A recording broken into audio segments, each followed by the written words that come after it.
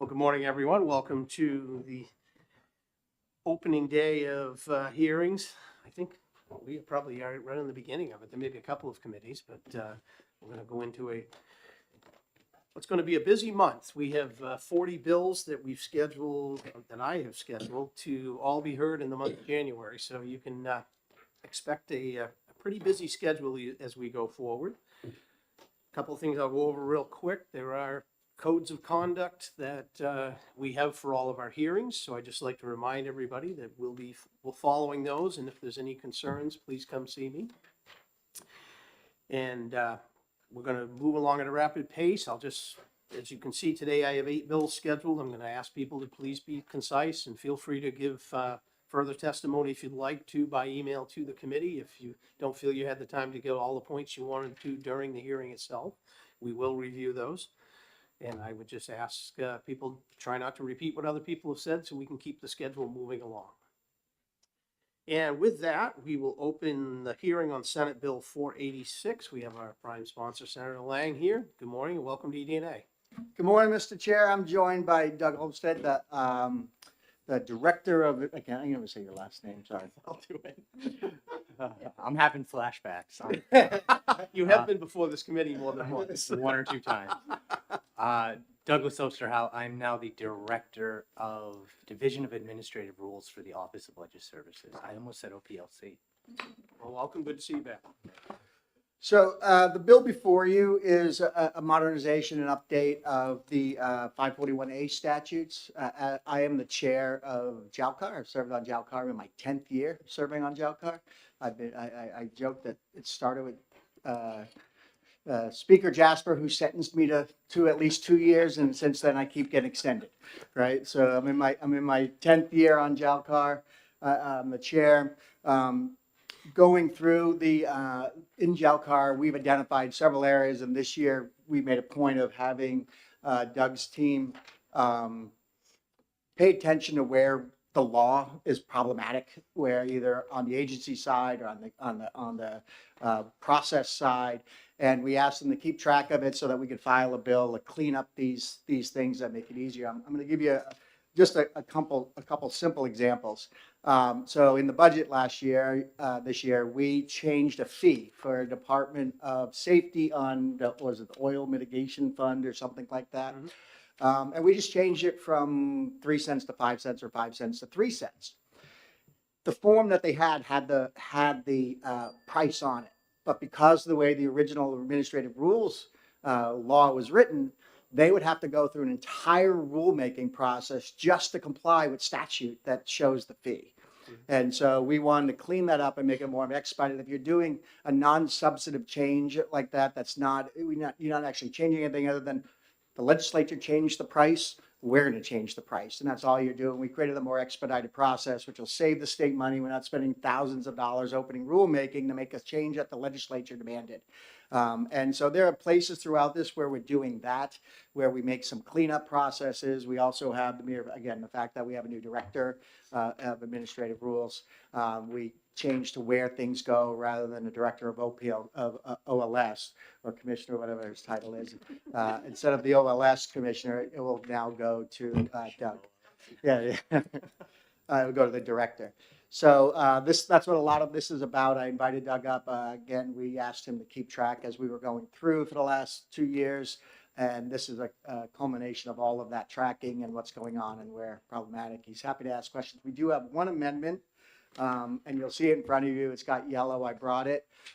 It's the change we would need, and it's regarding around interim rules. Again, we had some problems where we have laws that said upon passage, but we had administrative rules that says, but it can't take effect for 60 days or 30 days or whatever it was, and yet the law is effective. So we need a rule to manage to deal with that. So this allows agencies to create an interim rule and act based on what we did in the legislature.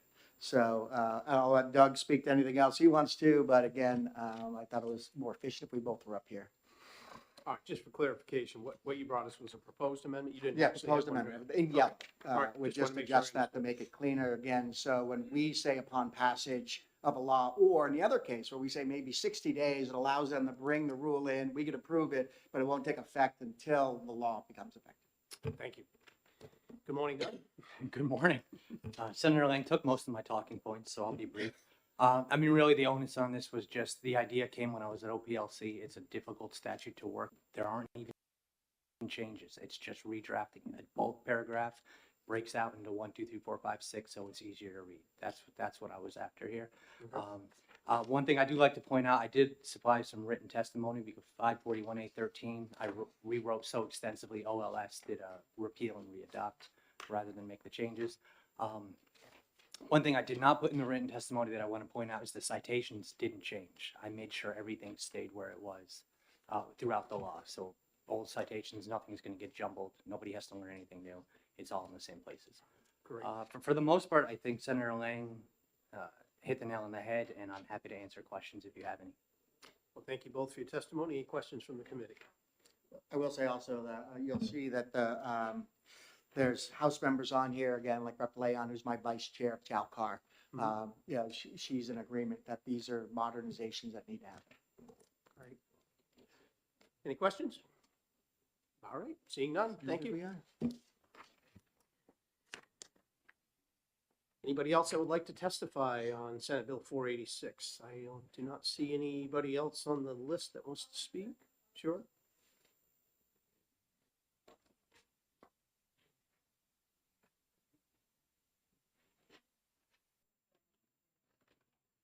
No more speaking?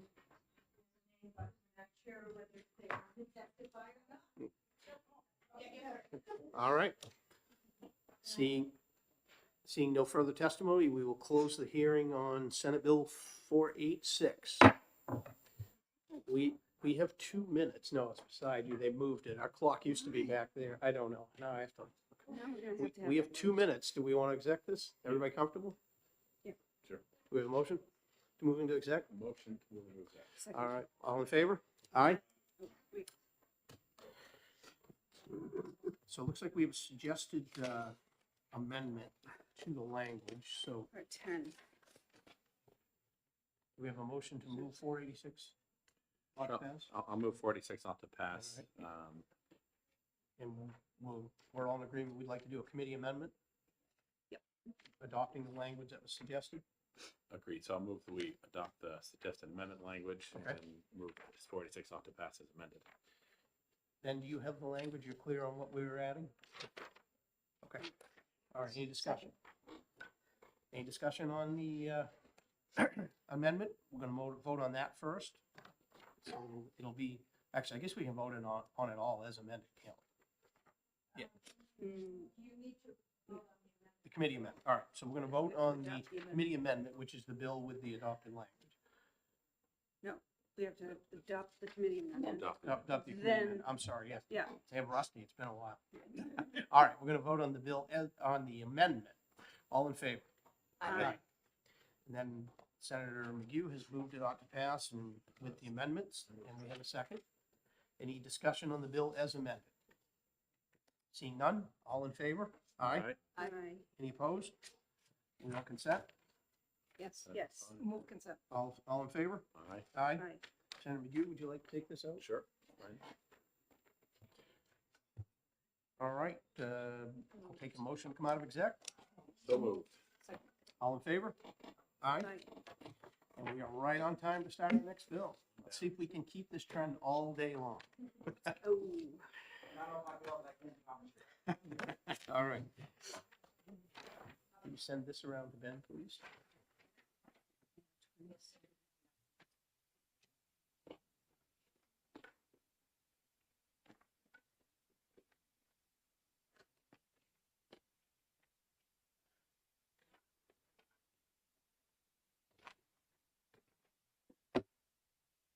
You have a sign-up sheet?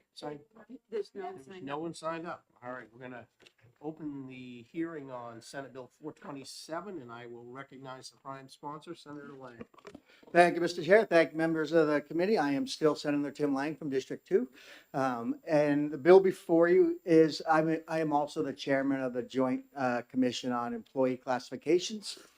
Throughout the year, that committee meets, or commission meets, and we look at changes requested by agencies with supporting documentation on classification changes for employees. And then at the end, we always end up needing legislative, because a lot of the stuff is done legislatively. And so this bill is a summation of the changes that were made through the joint committee. And again, I consider this a housekeeping bill, and I'd appreciate a quick vote. That's it, huh? That's it, real simple. We act again, the committee meets we just met this last week.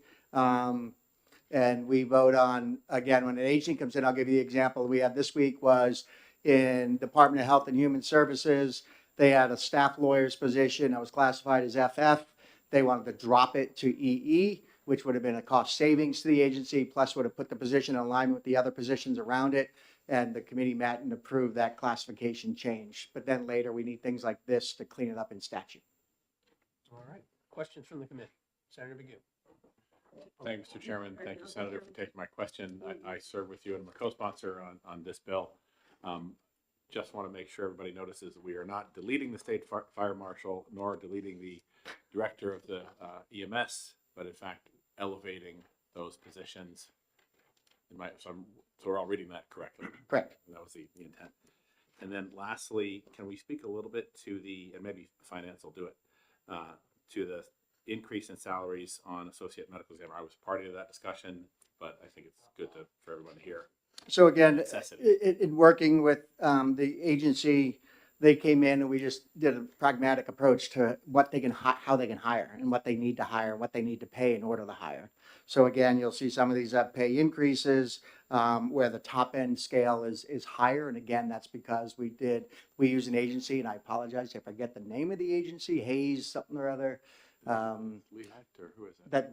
That does a pay classification. We'll do a pay study for us and look at how does our pay match other states and other similar positions in similar size states. And they'll occasionally come in with, again, we see both up and down. In this case, we're looking at the medical type examiner positions where we couldn't hire at the rates we were paying for the medical examiners. So we had to increase the top end of the scale. So we increased the pool of applicants. And so, again, that's what happens is they'll come in with their pay wage scale study and the agency request. We'll review that pay scale study and decide whether or not we agree with it or not, and whether or not we approve the change. And in all instances so far, the changes we've made, even though we may have increased salaries, they've been able to maintain within the current budget. Excuse me, Senator Altshuler with the question. Good morning. Thank you, Mr. Chair. Thank you, Senator, for taking my question. So I think the salary increases on lines 30 and 31 for the associate medical examiner, and then this is comma Department of Justice. Could you just clarify, like, the 160 to 300,000? Explain how that line item should read, like how I'm supposed to read that. So again, the medical examiner falls underneath the Department of Justice. Yep. And so that's why it's done that way. So again, it Okay. just, the position of associate medical examiner is within the accounting unit of the Department of Justice. Mm-hmm. And we're changing that to their top end of the scale to 300,000 from 240,000. May I follow? Sure.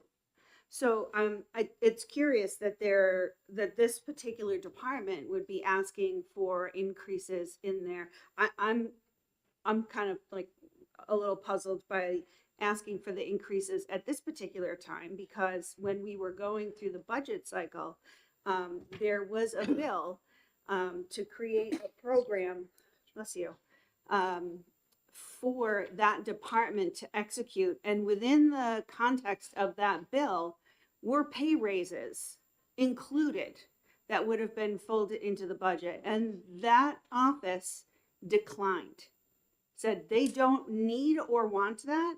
And they had two, I spoke with people from the office, and they, the structure of the office were that there were two part-time AMEs, and there were, the medical examiner and the deputy chief medical examiner are full-time employees, and they were not interested in bringing the two part-timers up to full-time. This is a conversation with the chief medical examiner. So I'm a little puzzled as to why we want to raise the salaries of part-timers Sure, thank you for Is the it to bring question. them to full-time, or why the sudden change from Sure. this department? Thank you very much. So again, if you look in aggregate, the issue I think was our medical examiner, right? But in changing the pay scale, and again, none of this resulted in anybody getting a pay raise, right? It was changing the scale in which they would have to advertise, so they have a greater range in advertising for open positions.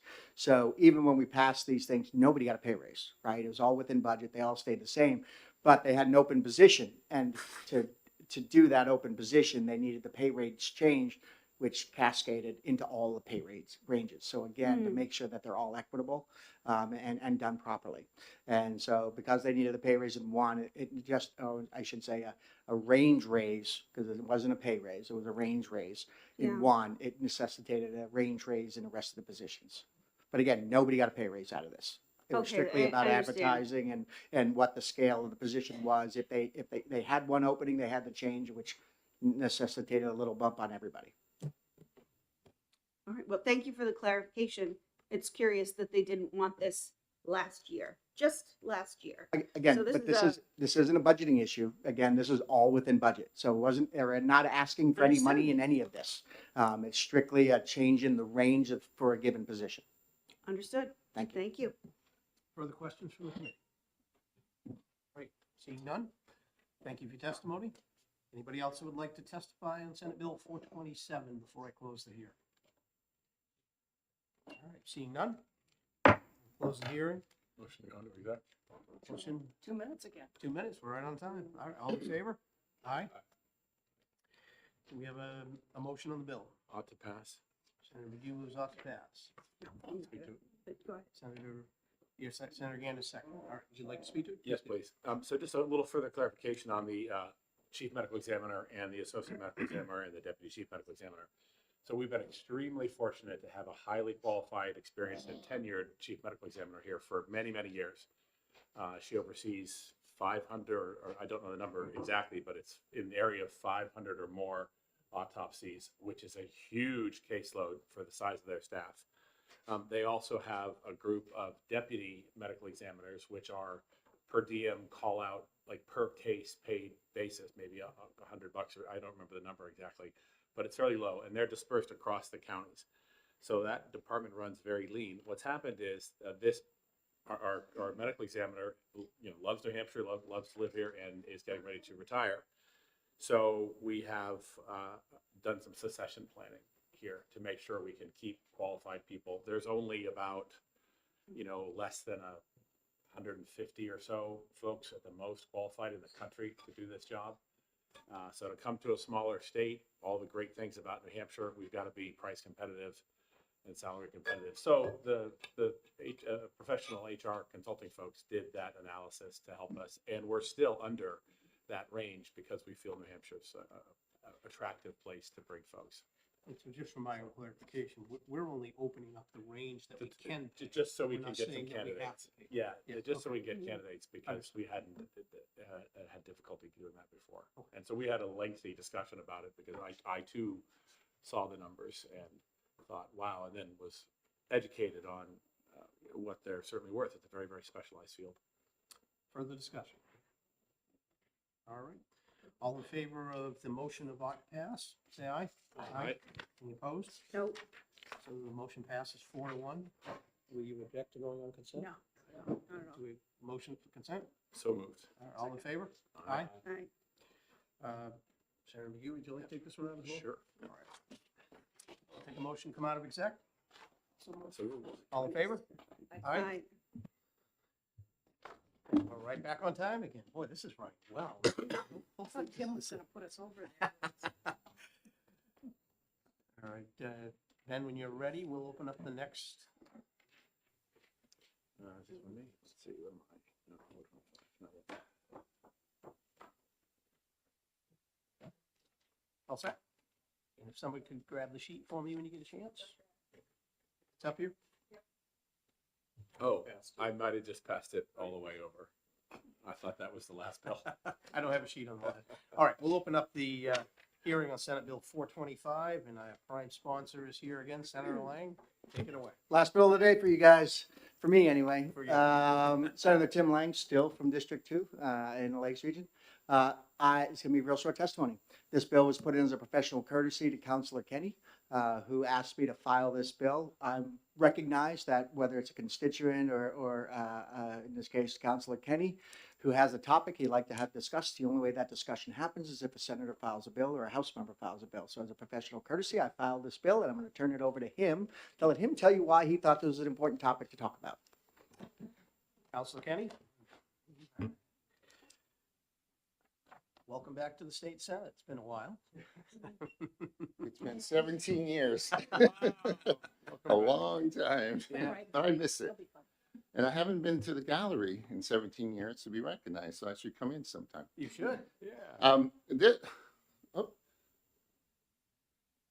Thank you, Katie. I have some written testimony I'll pass out to everybody. But this is an opportunity, this bill is a bill to give the Executive Council the opportunity to have a little bit more oversight on these two positions. One of them is the Adjutant General, and the other one is the Commandant and of the State Veterans Home. So I'll go there. So I'll read my opening statement here. My name is Executive Council Joe Kenny of Wakefield, New Hampshire. Members of the Executive Council ask that you support Senate Bill 425, a bill to allow for the reappointment and review of the Adjutant General position every 5 years. Presently, once an Adjutant General is approved initially, the Council never has the opportunity to vote on the Adjutant General position again. Unlike the Deputy Adjutant General, which is a 4-year appointment, the Adjutant General is an infinite position until the individual becomes of retirement age. The second part of the bill is to require in statute that the Commandant of the Veterans Home become an appointed position by Governing Council for every 4 years. Presently, the Governing Council only appoints the Board of Managers who are recommended by the Veteran Service Organization. There are no professional qualifications for these positions. This bill would require that the Board of Managers recommend a Commandant and to the Governing Council, they would come for approval and or not approved. And the New Hampshire Executive Council obviously is unique to the nation. We oversee all senior executive confirmation in state government. Examples are the Attorney General, the Commissioner of Health and Human Services, Commissioner of Safety. It allows our state government to be the most transparent in the nation with excellent oversight. At the council level, we pride ourselves in knowing we have the best senior executives and that we have a good working relationship. And I just want to caveat, we have a good team at Commandant. We have an excellent Adjutant General. They're great leaders, and it's no reflection on them. It's really more or less providing additional oversight. I ask for your support on Senate Bill 425. It's a good checks and balance bill in the executive branch of government. You probably all know the Red Book. We all try to look for our picture in it when we get elected. Throughout this book is the boards and commissions that we oversee in the executive branch, but they're confirmed by Governing Council, most and all of them, except for these two positions, and there might be a few others. So you're probably going to ask, why is this important? I think it's important, again, to have a review of the Adjutant General after a period of time, like all of the senior executives. Now, I'm going to pass around the past 9 Adjutant Generals that we've had in the state here. And if you look at it, most of their terms have been around 10 years. Kenneth Clark only served for about 5 years. And we've had some really, really great Adjutant Generals and continue to do so. But if there is something within the organization, something that, is going on, we have no oversight. The Adjutant General will say he serves at the pleasure of the governor, and that's true to some extent, But once they get confirmed that first time, we never see them again as far as any type of vote or review. So this is just an opportunity to do that. We do it with the Deputy Adjutant General. We've never had a female Adjutant General, and I think giving women an opportunity to become Adjutant General would be a good thing as well. On the commandant position, we've had probably, I don't know, over 10 in its history of state commandants that have been at the Soldiers Home. We've had some really excellent ones. I think the longest serving commandant that some of us knew was Barry Conway, served for 25 years. Loved Barry, worked well with him. And then we had Peg Lebrecht, who was there for about 9 years, who was great. And we have our current Commandant Kim McKay, who's great and does a good job up there. But again, if there is an issue that I get or other counselors, where do I bring it to? It's going to be the Board of Managers. It's not going to be the Division of Personnel, because the Division of Personnel does not review. It's an unclassified position. They don't review it. They'll help out with, bringing them on with, payroll and paperwork and that. But they don't, according to the Division of Personnel, they do not review the commandant's position. So where is the checks and balance for this unclassified position? It really should rest with the Executive Council. Some of my newer Executive Councils came in and they asked, do we confirm the commandant position or the Adjutant General? In one case I said yes, but it has limitations. In the other case I said we don't. So they said, well, we should have that. So that's why I'm here. I'm here to, answer any questions on this. There is a minor, with the support letter for the council, there's a minor tweak with some language there, just to make sure we get it right. We've seen that a lot with bills where, or in statutes where they think that the governing council appoints. We don't appoint. The governor appoints or nominates, and we just simply confirm. So we just wanted to get that language straightened out as well. So are there any questions? Well, thank you, Counselor. I guess I have one. Yes. Is there any concern that changing this would make it sort of a political position? No, none whatsoever. In fact, my position would be, don't even consider this for the current people that are in those positions, but do it for the next go around, because I don't want to give the sense that this has anything to do with that at all. Mm-hmm. This is simply a good executive branch checks and balances that we already do for every senior executive position in state government. But if there's something going on in a particular organization, we don't have any oversight right now for a review of the senior leadership, other than the first time around for the Adjutant General. And, the reality is an Adjutant General, if they're 50 years old and they get, or younger, they can serve, until 65 right now. You could be with an Adjutant General for a long time. And that's both good and bad in my judgment. One is, it's good is that you have that, that expertise and knowledge of the organization, the people in it. But the other thing too, much like when you take on a command in the military, it's always good to bring in new blood, fresh ideas from time to time. So my thoughts are just simply have a review for the Governor Council the second go around. How are we doing, General? How's everything going in the organization? No complaints, everything's going great. We're going to confirm you again. Same thing with the commandant at the Soldiers Home, is we just need a little bit more oversight. And some will argue, well, we can't have that there because it could be political. Well, if you're a senior executive in state government, everything's political when things go wrong. That's just the bottom line. So we just want a little bit more oversight. So you're sort of envisioning this to be like we review our commissioners once every so many years. Okay. Exactly. Is there questions from the committee? All right, seeing none. Thank you, Counselor. Appreciate Thank you coming you. in. Appreciate it. We have five other folks signed up. I guess we'll start at the top. Tony Gagnon? Gannon?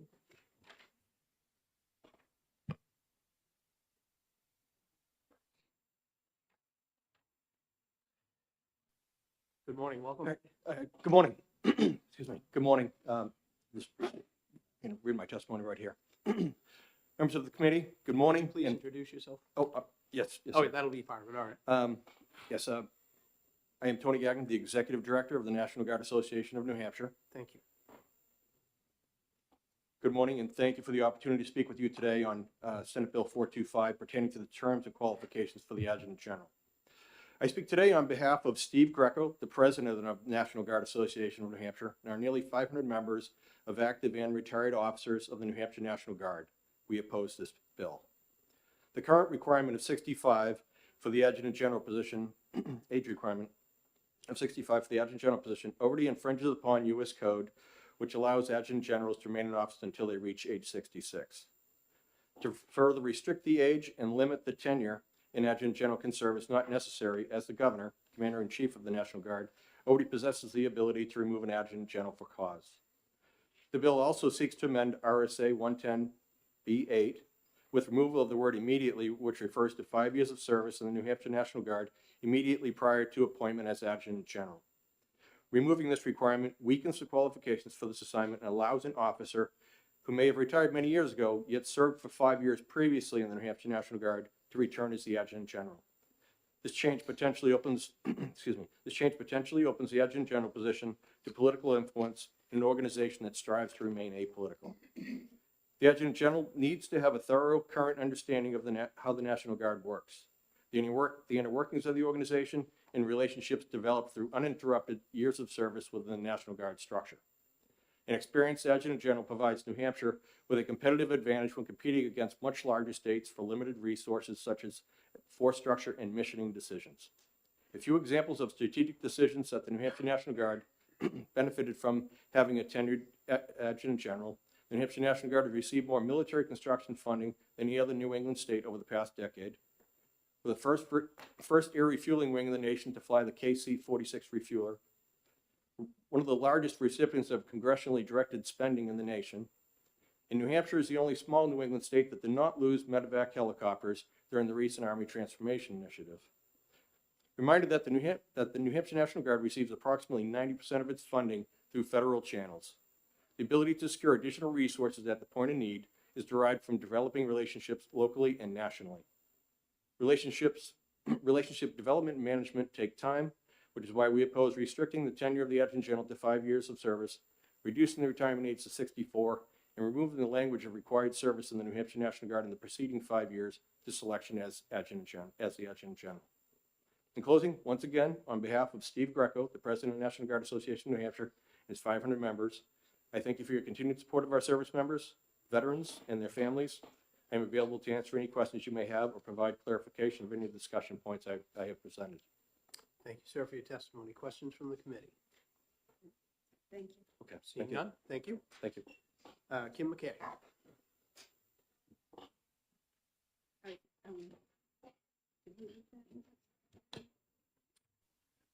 Sir, could you leave your testimony? Yes, with Mr. the- Gagnon, could you leave us a copy of your testimony?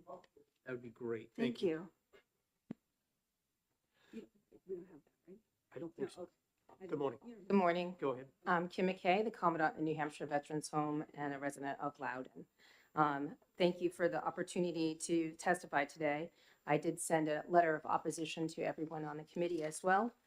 For the record, I'm here on behalf of the New Hampshire Veterans Home to express opposition to SB 425. At its core, this bill is not about a governance structure. It's about the daily lives of veterans who call the New Hampshire Veterans Home their home. These are men and women who served our country and now depend on us for stability, safety, dignity, and high-quality care. The mission of the New Hampshire Veterans Home is to provide the highest quality of life for the New Hampshire veteran with dignity, honor, and respect. That mission is only achievable through consistent experience and professional qualified leadership.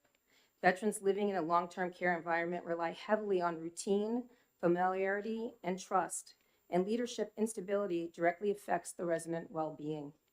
SB 425 would convert the Commandant into a 4-year political appointed position. And yes, I believe fully political appointed position.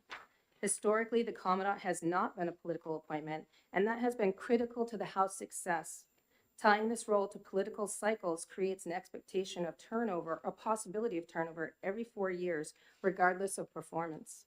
For veterans, this would mean repeated changes in leadership, philosophy, priorities, and decision-making, all of which can be disruptive in the healthcare setting. In 136 years, the New Hampshire Veterans Home has only had 11 commandants. I am very proud to be the 11th commandant and hope to follow in those longevity that Barry set and Peggy set as well. This has allowed veterans to receive care in an environment that is stable, predictable, and well-managed. Frequent changes in leadership would undermine the stability and place veterans at a risk of inconsistent care delivery and operational disruption. The Commandant must also be a licensed nursing home administrator.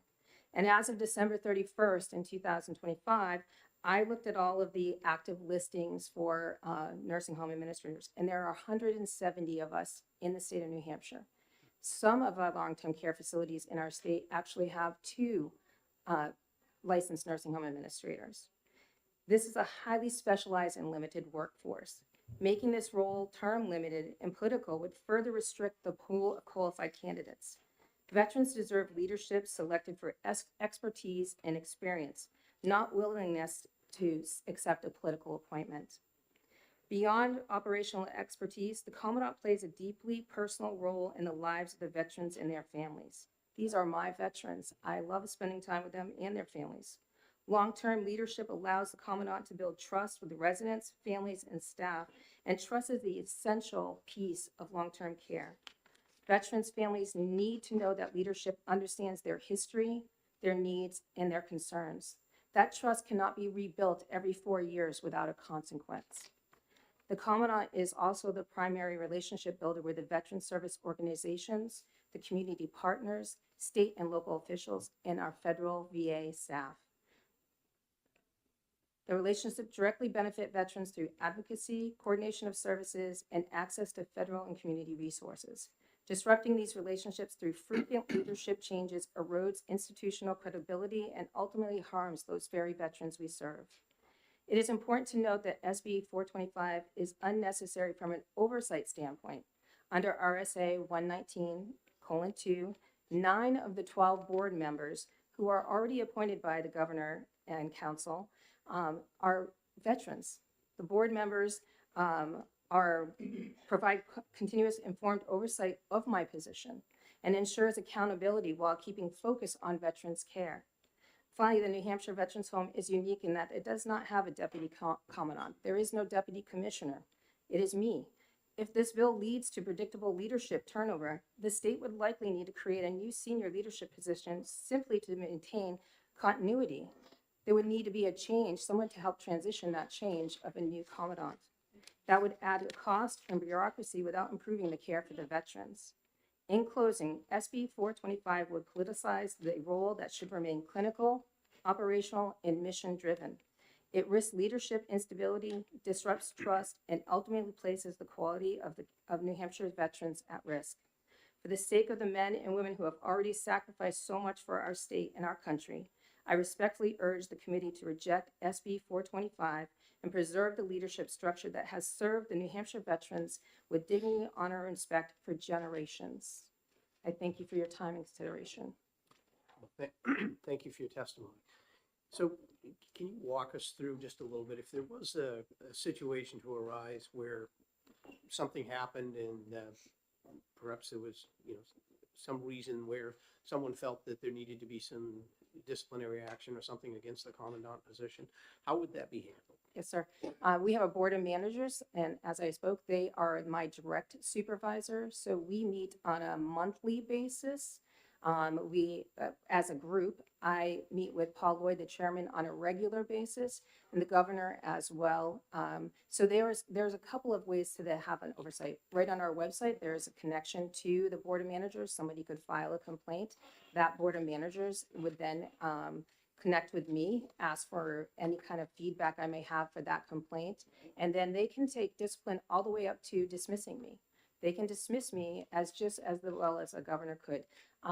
So there is oversight on a regular basis, but like any other state employee, I have an annual evaluation with the DOP forms that I use with my staff. The board of managers as a collection, they gather the information, and every January, I have an evaluation of the goals, objectives, the things I've done, what I need to do for the next year. They're set out and they're outlined. Thank you for that. Thank you. Questions from the committee? All right, seeing none, Thank you. thank you for coming in. General Nicolaitis.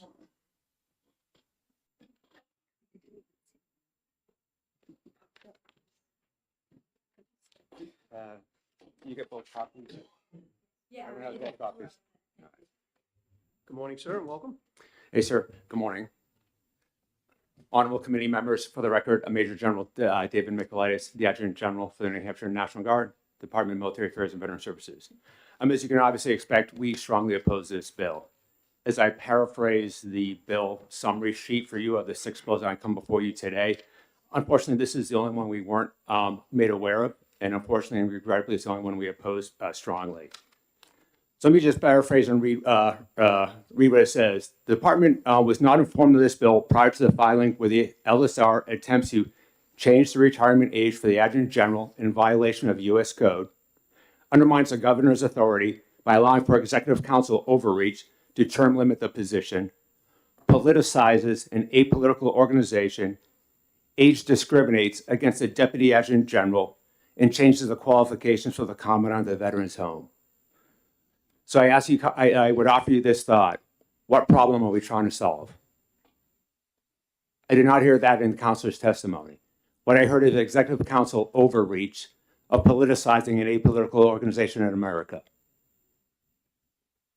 So if you look back and say there's 4 specific things that I think we sort of glossed over.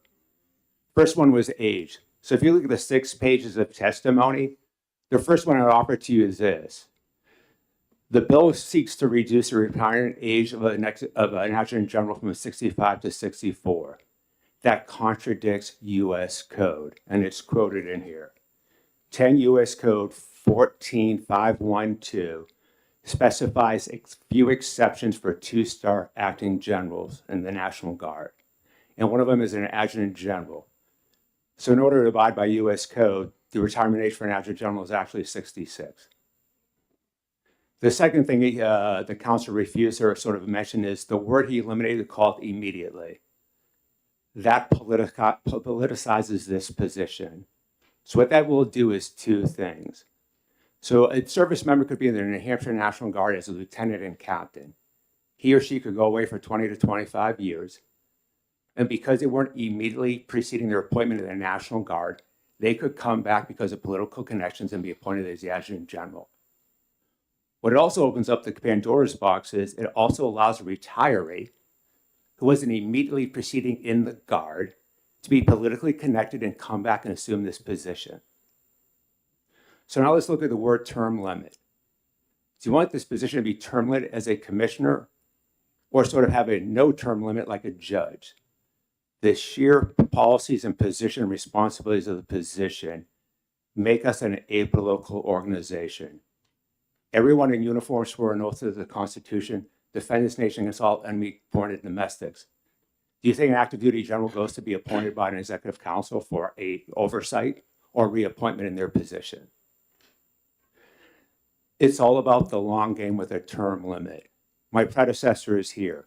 The previous 2 adjutant generals in the Air National Guard who served as in this position took them 13 years to get us the KC-46 refueler. Do we not understand that that is the long game? That by term limiting the imposition of 5 puts us at executive council overreach, tactical oversight, and our inability to follow the long game. We are the 5th smallest National Guard in the country. Do we think by term limiting this position gives us parity and equality against medium and large size states? 13 years to get the KC-46 refueler and 150 active duty airmen stationed in that base. The only Air National Guard base in the country with that platform. Military construction is an 8-year process. I don't see the state complaining when we're currently under construction for a $22 million field maintenance shop in Littleton, New Hampshire. When we go to the Governor Executive Council this spring for a $30+ million new armory in Plymouth. That's an 8-year process. That is not a 5-year timeline of oversight. So let's talk about the last thing is with the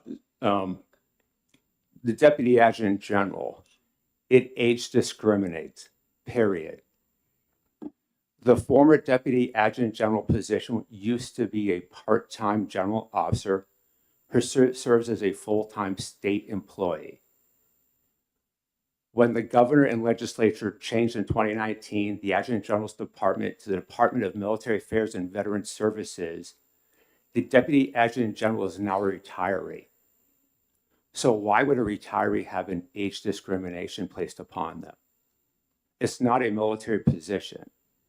And even if it was to convert back to a military position, federal law will dictate that retirement age.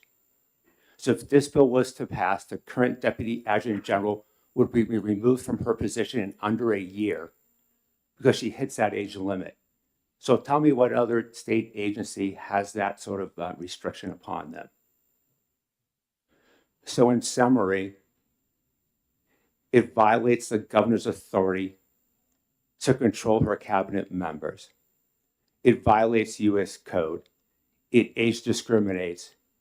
And it brings political contempt into an apolitical organization. And that's why we strongly oppose this bill. Subject to your questions, that's all I have. Thank you for your testimony. I'm going to ask you the same question that I asked the commandant. Can you walk us through the process if there were some reason that there was disciplinary action that someone felt was needed to be taken against the Adjutant General? Could you walk us through that process? Sir, it's rather simple. The governor fires me. I'm an employee, I will. If I don't meet our expectations, he or she, I am terminated. Okay. All right, thank you. Questions from the committee? All right, seeing none.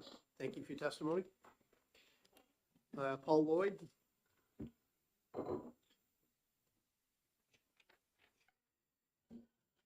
Good morning, sir, and welcome. Good morning. My name is Paul Lloyd. I'm the chairman of the Board of Managers at the Veterans Home. The Board of Managers oppose this bill for some of the reasons that Commandant McKay already hit on. I'll try not to repeat her. Thank you. The proposed changes risk politicizing a role that should stay neutral. This position serves New Hampshire's most vulnerable veterans and must not face added political pressure. The proposed 4-year term for appointments is a matter of concern as well. Since 1968, there have been 4 commandants. 68 to 88 was Ken Tarr. 88 to 2013 was Barry Conway. 2013 to 21 was Peggy Lebrecht. And 21 to present is Commandant McKay. Adding DMAVs to the chain of command creates additional layers of oversight and bureaucracy. In past experience in Massachusetts and other state-run veterans homes during COVID demonstrated that such measures were ineffective and devastating to the veterans. Currently, 9 of the 12 managers are appointed by the governor and council. The remaining 3 hold seats due to their positions in the state veterans community. By law, we oversee the operations of the home. We also communicate weekly, at least weekly, with anything that comes up, the commandant phone calls or emails. And then, as you mentioned, we use DOP's management form for the month or the yearly performance. The commandant and staff address issues and give us updates at our monthly meetings. So my question would be, what is broke that we need to address? Throw a wrench in here. And then the other is, what happens when the Board of Managers recommends somebody to the governor and council and they don't accept our nomination? Who's in charge then? We don't have a deputy. So who would be running the home? There's a lot of questions here, a lot of concern. Subject to your questions. Thank you, sir. Any questions from the committee? All right, seeing none, thank you. Thank you, Senators. Our final speaker is Kevin Grady from SVAC.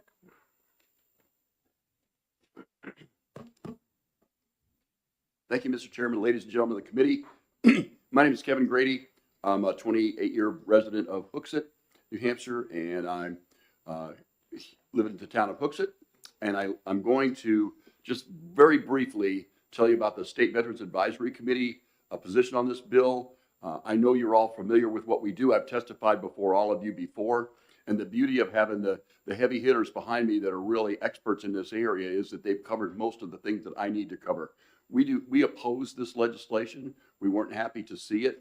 There's a couple things I will point out to you. The first is that, and having done this for 10 years now, when I see language in a House bill and a Senate bill that's almost identical, the first thing that I start doing is taking a close look at what's in this language. Okay, the word immediate, that did not go over well at all. Taking that word out, saying that we could just sort of give this to anybody else, that didn't go over well at our meeting at all. The last thing that I thought, when I first read this thing, I thought, we're going to take somebody who could currently serve till they're 65, and we're going to move them to 64. And of course, at a man of my advancing years, the first thing I thought is, you're going to throw this person off their health care a year before they're eligible for Medicare? What are we doing here? And why are we doing this? Okay, it's possible that some of these people may have military health care, but it might be that the state is providing that. And now we're going to throw them off with a year to go to Medicare? It doesn't make any sense to me. So we oppose this legislation. And the last thing I do want to tell you is thank you all and thank the committee scheduler for putting all of the Senate bills that we're following. We're following 6 of them, and they're all back to back to back to back to back today. I love that. Okay. And I promise you that going forward in the rest of the hearings, if everything that I would have told you has been taken care of, I'm just going to stand up here and say the SBAC agrees, and I'm going to go back and sit down. Subject to your questions, that's all I have to say, sir. Thank you for your testimony. I do try to group it by topic. I personally really appreciate it. A lot of times I'm here by myself, so. Well, Okay, any questions? Thank you, Seeing sir. none? Thank you. Eric Power, we do have one more that signed up. I guess I wanted to speak. I'm sorry, sir. On your original sheet, you did not check the box, but I was going to check and see if you did. But welcome. Thank you. My name is Eric Power. I'm from the town of Brookline. I'm also a 30-year Air Force veteran, and I spent 28 years in the Air National Guard and then 2 years in the Air Force Reserve. Just to give you a little background of my time in the Guard, when I graduated from college, I went right into the National Guard out of ROTC. So I spent almost my entire career in the National Guard. I moved up, made it to the Joint Force Headquarters, which is the headquarters. I was in the Massachusetts Guard, but I served in the Joint Force Headquarters for 9 years. So I worked on the Adjutant General, we call it the TAG, staff for that time, and worked with the Deputy Adjutant Generals and all the folks up there. So I know a lot about how it works. I was in the Guard for a long time. And when I moved over to the Air Force Reserve, I was actually working with the National Guard in Vermont and all the other New England states being part of FEMA Region 1. So I had a lot of interaction with Adjutant Generals, Deputy Adjutant Generals, and we have a really good team here in New England and in New Hampshire. So I put down on the sheet that I'm neutral because I have things that I like about this bill and things that I don't. I don't think that reducing the age from 60 down to 64 makes sense. I would even insist to make it consistent with federal law to make it 66. I don't know why it's at that right now. So I would recommend that for both the Adjutant General and the Assistant Adjutant General. But I do support the 5-year review by the Executive Council. If you look, and I spent a lot of time, I was doing military construction in the Air National Guard. I was the J4 in the state. So I would actually go down to the Pentagon and advocate for military construction for Massachusetts. And I know it's a long game for sure. But, you know, most states in almost every command position is usually, especially at the higher levels, when you have a 1, 2, 3 star, 4-star position, it's usually a 2-3 year, maybe 4-year tour. And for some reason, we don't have that here. It makes a lot of sense for that to be reviewed at a 5-year point because of that. And having worked with folks, sometimes adjutant generals will hang on beyond they need to be there. And it's a very healthy thing. And if everything's going well, then the Executive Council will reconfirm. And I think that makes sense with everything we do with the other commissioners in the state. For the Deputy Adjutant General, there's not a change in this bill or in the other bill, Senate Bill 472. But one thing I would let you consider about the rank of the Deputy Adjutant General, right now it's set at 04, which is a major. And this is a very important position. It's the number 2 position in the National Guard. And that is a stand-in for an 08, a major general. So maybe you would consider if you're looking at amending this bill, either this one or 472, look at upping that to an 06, which would be a colonel, and also would be a captain in the Navy or the Coast Guard. I think that level of maturity, that level of experience really makes a lot of sense for the number 2 person in the Deputy Adjutant General position. I know we haven't had anybody below an 06 do that yet, but I've seen, when I was in the National Guard, I've seen in Georgia where a political appointee put an 03 in, and it was a disaster for one of these high-level positions. So to protect, against something happening with a future executive council and a governor, it makes sense to have some minimum standard for that Deputy Adjutant General position. So I would recommend making that change if you're putting things in there. But that's why I came up here today, because I think this is very important. The National Guard is, I served in it for a long time. It's always ready, always there. We have the state partnership program, which brings the adjutant general out of the state, leaving the deputy adjutant here in charge. They go overseas. So having that level of experience makes sense for the deputy adjutant general. So for those reasons, that's my testimony for today, and thank you for listening to my input. Well, thank you for your testimony. Any questions from the committee? All right, seeing none. Thank you. Counselor, I'm running way behind. I'm going to give you like 30 quick seconds. Come on up. One is, I'm more than willing Turn your mic on, please. more than willing to work with the committee on this bill to refine it, make it better. That was an oversight as far as the U.S. code on the age. Representative Edwards pointed that out, so that's easily correctable. Lastly, anytime there's a holdover position, or that is a 6-month period.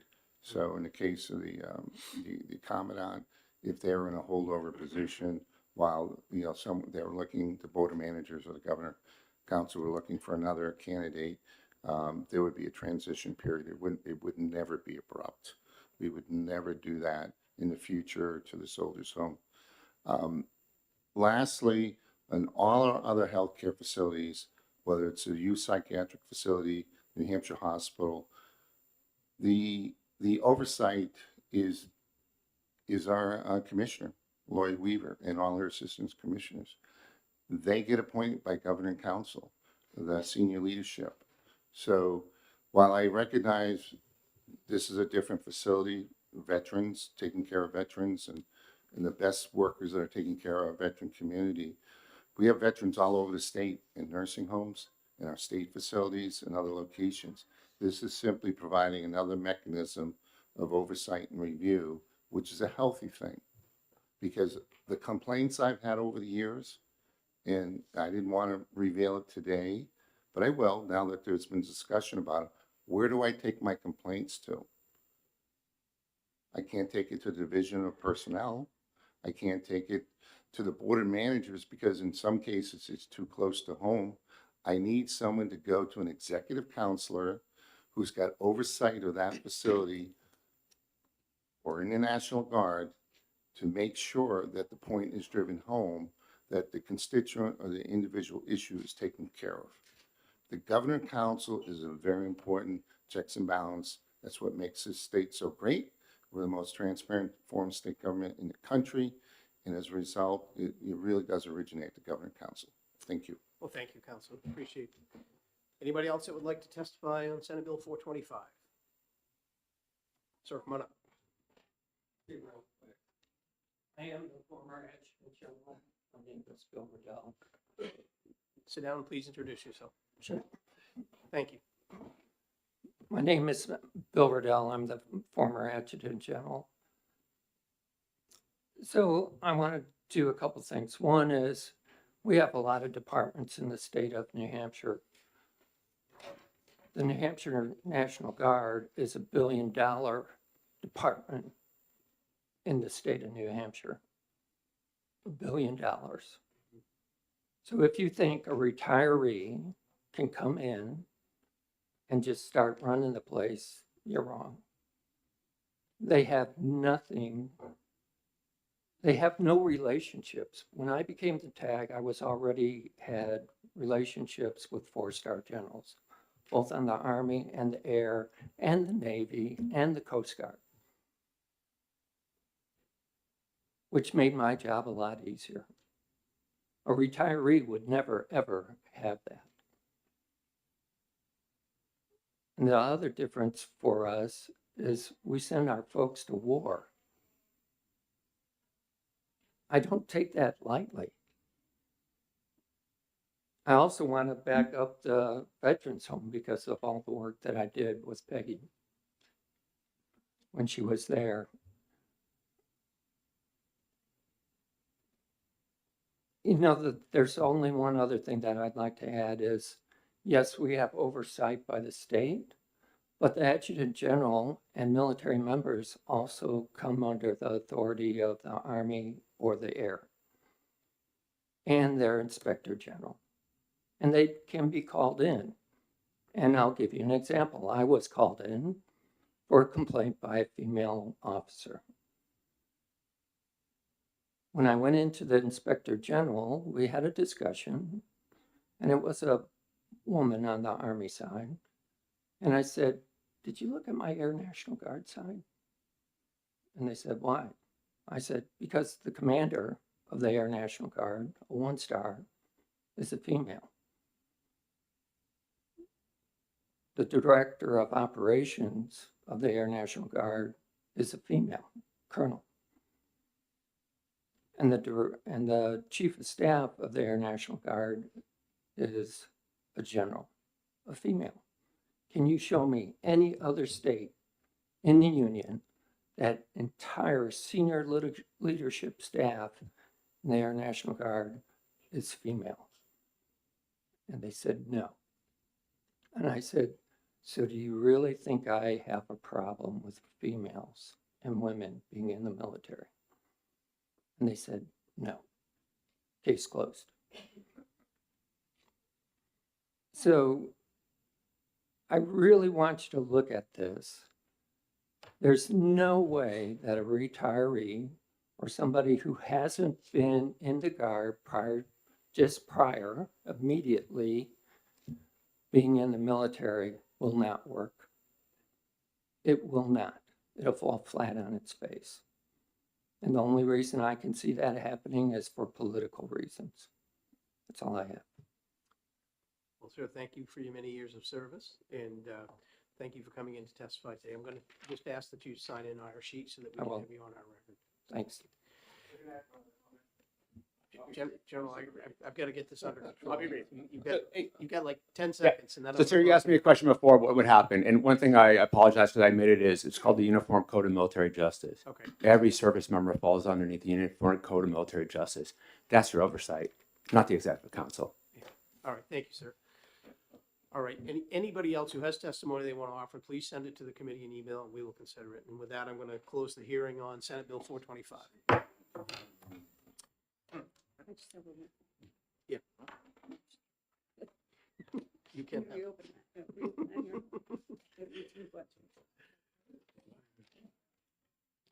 Is Senator Long here? Oh, Senator Ennis, I'm sorry. Senator Ennis is, all right.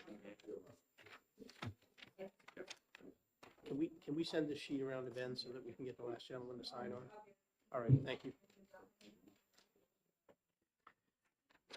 All right, Ben, are you all set to move on?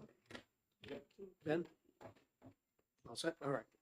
We're going to open the hearing on Senate Bill 448, and I recognize Senator Ennis, our prime sponsor. Good morning, sir, and welcome. Good morning, Mr. Chair, Vice Chair, and members of the committee. I'm Dan Ennis, Senator from District 7, and I live in Bradford, New Hampshire, and I'm here today to introduce Senate Bill 448. This bill has two parts. First, it would modify the definition of a veteran to include any discharge under honorable conditions. Under current statute, RSA 21:50, the classification of general under honorable is considered a bar for certain state veterans benefits. Existing New Hampshire law is somewhat ambiguous. For example, a special veterans plate is fine, but not property tax credits. This bill addresses that ambiguity and brings taxes in line with other benefits afforded to this group of veterans. After speaking with the Department of Military Affairs and Veterans Services, and they're here to testify this morning, Amendment 26-0047S makes minor technical corrections to sections 2 through 6 by simply clarifying that the term veteran is defined by RSA 21:50. The second part of this bill would establish a lifetime combination hunting and fishing license for veterans. Currently, only veterans who are 100% permanently disabled can receive a complimentary license. This change would proportionally reduce the one-time fee structure based on a veteran's service-connected disability rating, as determined by the U.S. Department of Veterans Affairs. This helps to ensure fair recognition of all disabled veterans while also maintaining fiscal responsibility. This change is further backed by growing peer-reviewed research showing that exposure to natural environments and participation in outdoor recreation is associated with reductions in suicidal thoughts or suicide-related outcomes. Fish and Game is here to talk about this portion of the bill, and we're struggling a little bit with understanding the revenue impact on the department. So they will testify this morning, and if this bill passes committee, we'll have an opportunity to really dig into it in finance as well. I'm amenable to making changes to it based on Fish and Game's testimony, trying to make this workable for them as well as our veterans. So thank you for taking the time to hear my testimony, and I'm happy to answer any basic questions that you might have. Thank you, Senator. Any questions from the committee? All right, seeing All right. none. Thank you. General Nicolaitis. There you have a copy, right? Yeah, of the yes. Good morning, committee members. For the record, Major General David Nicolaitis, Adjutant General, New Hampshire National Guard, Department of Military Affairs and Veteran Services. We support this bill with minor revisions. I'm just going to stick to one piece, a discharge. So when a service member serves on active duty or active federal service, they get a form called the DD 214, right? Department of Defense Form 214. Think of it like a college transcript, right? You serve in the military, usually active duty, you get your 4 years, you go to big base, you come out, here's your piece of paper. Or you could be in the National Guard where you get deployed 9 months, 12 months overseas, and you get a piece of paper. So that piece of paper is really your ticket to VA benefits. It has a couple of things on it, like your length of service, and there's 8 types of discharge. So think like a college transcript. 2 are good, 2 are so-so, 4 are really bad. So you can get 2 A's, 2 B's, 4 F's. The 2 good ones are honorable discharge, general other honorable conditions. Then there's 2 so-so ones like medical discharge if you get hurt, entry-level discharge if something happens to you, you're a new recruit and you get hurt and you sort of don't make it through basic training. Then there's 4 super bad ones. This aligns the bill with federal law. So there's 2 good ones, honorable discharge, general other honorable conditions. That second one, it's good. All it says essentially means is you served honorably, you might have had 1 hiccup, got in a little bit of trouble at some point in time, but your service while on active service was honorable. So all this bill from our perspective does in alignment with RSA 2150 is just clarifies and cleans up who gets an honorable discharge. So out of 8 types of discharge, 2 are good. This captures those 2. Subject to questions, that's all I have. Thank you, sir. Questions from the committee?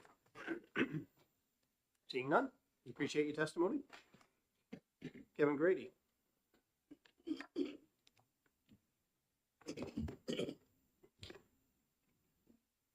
Good morning again, and I will be brief for the record. Kevin Grady, 28-year resident of Hooksett, 25-year resident Air Force veteran. Speaking for the State Veterans Advisory Committee, we do support this legislation. Just a little bit of background, and then I'll get off the stage here. We found out through Senator Ricciardi's bill last year that generally just people with a general discharge didn't qualify for a veteran plate. We had no idea. That's just ridiculous. Okay, by any definition that you can do, a generally discharged veteran is honorable service, okay? And just to give you an example on both sides of the aisle, okay? Prior to Don't Ask, Don't Tell, most of those people that were discharged for being gay were given a general discharge, okay? People that did not take the COVID vaccine were given a general discharge by most of the services. So it doesn't mean that your service wasn't honorable. It meant, as General said, there's some small little thing that needs to get fixed. The one thing that we really do love about this, we spent a little time trying to get all of the definitions that a veteran needs in RSA 2150.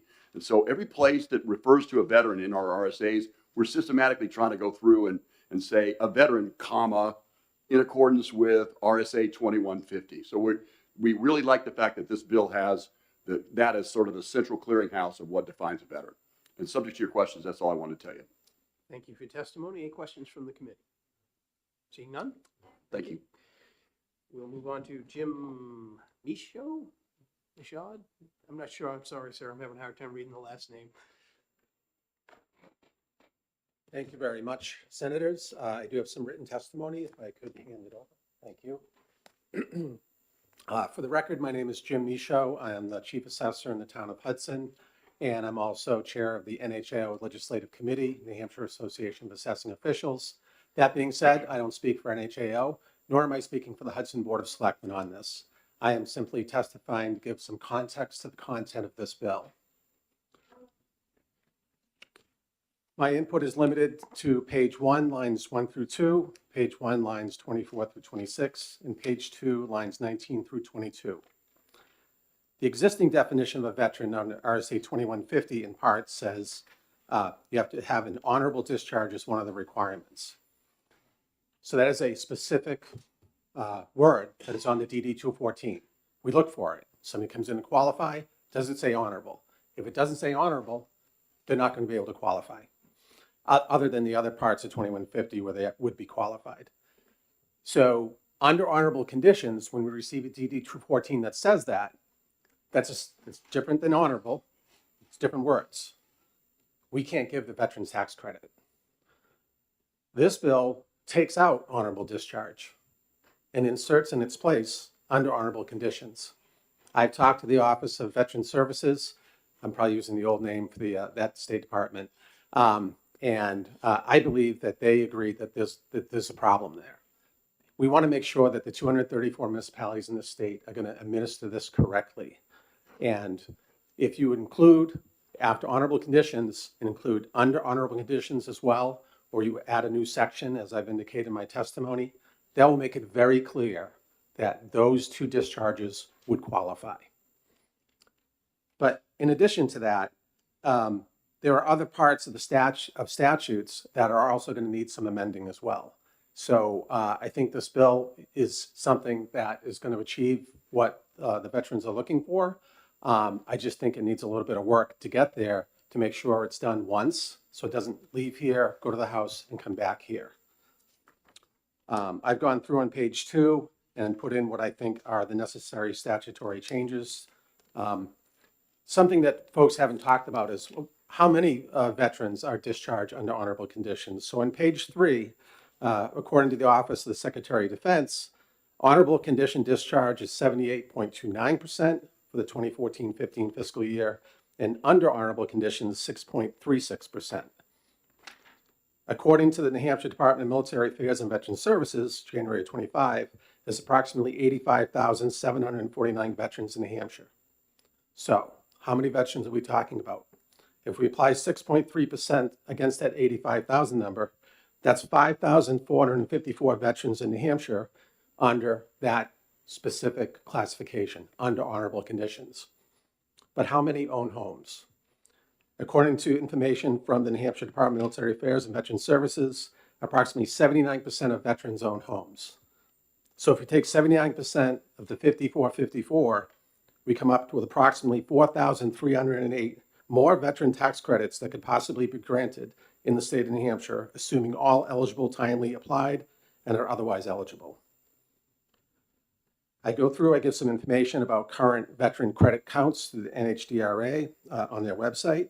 And at the bottom of page 3, I reiterate what I just said, that this would increase the number of veterans who would now be eligible for the standard veterans tax credit, the optional veterans tax credit, the all veterans tax credit, the surviving spouse tax credit for service-connected total and permanent disability, veteran tax credit. Does this take effect immediately, right, in every community in the state? I believe the answer to that is no, because under RSA 7227A, Section 4, it says if you're changing some of the terms dealing with tax credits and tax exemptions, that change only occurs when the community goes to readopt it or goes to adopt it, unless expressly required by law. That's at the end of Section 4, which is on my page 4. So currently, this doesn't say it's expressly required. So this goes through as is. It only takes effect in a community when they go to adopt or readopt their veterans tax credit and or their totally and permanently disabled veterans tax credit. So you will have some communities that have it and some this new definition, this additional definition of a veteran, and some communities that don't have it. And with the all veterans tax credit, we kind of have that already, right? So that's local option. There's communities that are at the maximum on the veterans tax credit of $750 that did not adopt the all veterans tax credit. So there's on the NHTRA website, you can see the list of communities that have adopted the all vet. I think my point here is just to give some context to this and kind of let you know what happens at the local level when these things occur. I go through, I talk about how many veterans credits are granted in Hudson. This is a direct appropriation to the expense of the town. So when you're going through the tax rate setting process, here's all your expenses, here's all your revenues. The last expense that's added in for your tax rate is your total veterans tax credits, because you have to raise it in order to credit it out on the tax bill. It's just going to balance off. So in Hudson, it raises the tax rate by about 16 cents.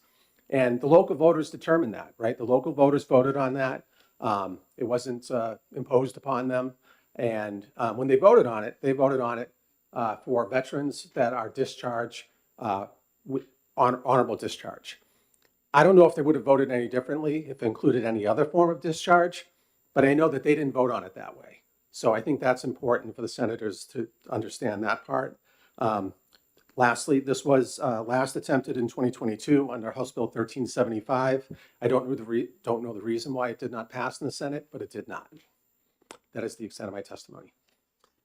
Well, thank you for your testimony. Do we have questions from the committee? I guess I have one. Do you feel if we pass this bill, would this require a new vote from the towns? In my opinion, not being a lawyer, yes, it does not say it's expressly required. Okay. Thank you. Thank you. All right, seeing no other questions, we will move on to New Hampshire Fishing Game, Melissa Nemeth and Jessica Wheelhan. Sorry, I got it right? All right. Sorry, that's son. Ben, can we go down just a little bit more with that curtain? Good morning, Good Mr. morning, Chairman welcome. and members of the committee. For the record, my name is Melissa Nemeth here on behalf of New Hampshire Fish and Game Department. Good morning. My name is Jessica Wheelhan. I'm the licensing supervisor with New Hampshire Fish and Game. And as the senator as he reflected, we had a brief conversation with him to go over some of the concerns that the department has with this bill. And, you know, there may be some things that can be worked on. I did want to point out that the department already offers a 100% special veterans license, a license to veterans who are 100% permanently and totally disabled. They can get a one-time license it's different than a lifetime license. It's a special category of license. Even though it does last for their lifetime, it is a separate category, and they only have to pay a one-time $10 administrative fee. The department also offers a 50% discount on licenses to veterans who are between 80% permanently disabled and 99% permanently disabled. So the department definitely supports veterans and wants to do what it can to support veterans. The concerns really come primarily from a financial perspective. And it is, as the Senator said, it's very hard to get, and I know this is not the Finance Committee, so I don't want to go too far into the numbers, but it is difficult to figure out what that would be. It's sort of comparing apples to oranges. The department does have data on the special licenses that were issued, but if the department were to look for lifetime licenses that were issued over a period of time, there is not a data point that would say, oh, that was sold to someone who was a veteran. So it would be very difficult to figure out how many had been. And right now, as I said, it only goes down to an 80% disability. The bill as written would go all the way down to 0%. So you wouldn't need any disability just by virtue of the fact that you're a veteran. And it also does leave out the word permanent. We did speak to the senator about that. That may be in part because it goes down to 0%. But right now in the laws that provide those discounts, someone does need that permanent disability, not just temporary. And we know for some folks that could change over time. So that would be another particular challenge. This is also only for a lifetime combination license. And it could be that there's a veteran that would only want to get a fishing license, but as written, they could not get a lifetime fishing license only, and they would need to have held a hunting license for a period of time prior in order to qualify for a lifetime combination license. So that may be an oversight and something that could be looked at, and something we spoke to the senator about. And one of the major concerns we had, and the senator has already said, and he told us we were free to reflect that here, that the provision that would allow for retroactive refunds to veterans who would, now qualify going forward, he would be willing to take that out. That would definitely be catastrophic financially for the agency. And there's not just there isn't a pot of money that is sitting there, as I'm sure you're well aware. This is a self-funded agency, which makes it particularly challenging when it comes to, looking at the revenues and expenditures and trying to keep that financial piece in mind. So with that, I will turn it over to Jess to see if I have missed anything. No, I think you did capture it all. Okay. And with that, we would also be happy to take questions.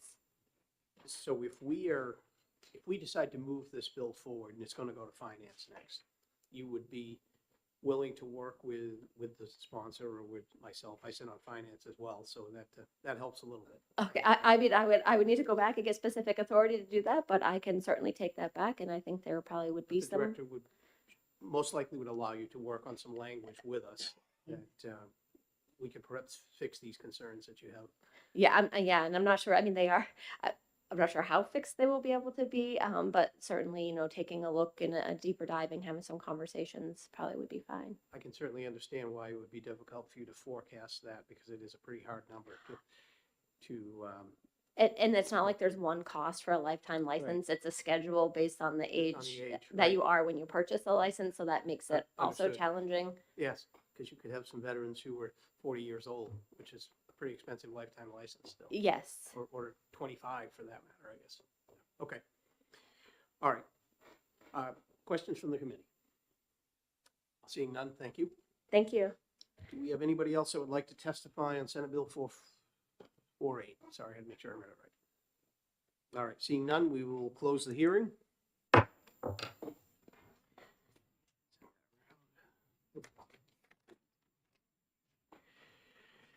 You're up next. Ben, you're all set to move ahead? Okay. We're going to open the hearing on Senate Bill 472, and we'll turn it over to our prime sponsor, who happens to be my vice chair, Senator McHugh. Thank you, Mr. Chairman. Good morning, members of the committee. I'm here. I'm Senator Tim McHugh from District 11, Merrimack, Milford, Emerson, Wilton. And I'm here to introduce Senate Bill 472 that I have sponsored at the request of the general. This is a bill that removes the maximum age on the tenure of office for the position of Deputy Adjutant General. It's fairly straightforward. I'm going to let the military experts behind me answer the questions. But in a nutshell, this position is a state employee. They do not serve as a National Guard military officer, so therefore don't are not required to follow the federal law or military regulations regarding requiring age limitations for the rank of general officer. So for those reasons, we have the bill, and I'll ask you to support it and save the questions for the military experts behind me. Thank you, Senator. Thank you. General Nicolaitis. Yes.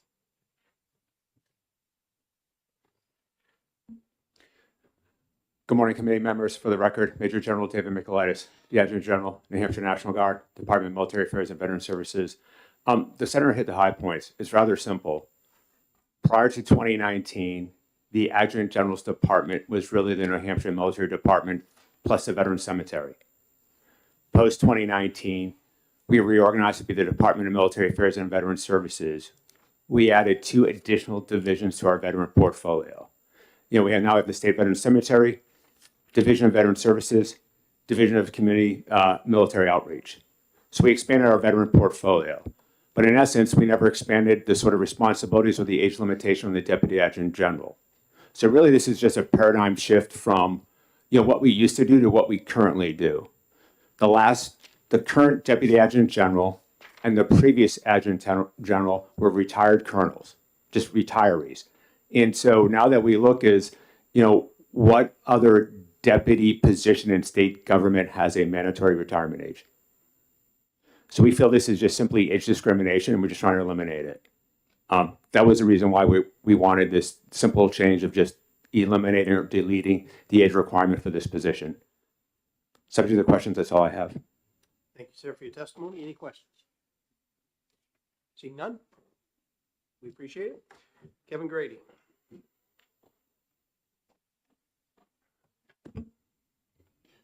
Good morning again. Kevin Grady, a 28-year resident of Hooksett, 25-year Air Force veteran for the State Veterans Advisory Committee. We agree with everything that's in this bill. We think that taking out the age is appropriate. That's all I want to tell you. Thank you for your testimony. Questions from the committee? Seeing none? Anybody else that would like to testify on Senate Bill 472?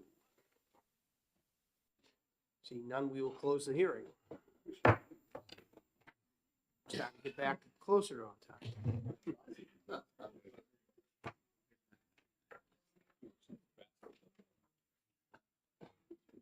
We will open the hearing on Senate Bill 473, and I will turn it over to the prime sponsor, Senator McGill.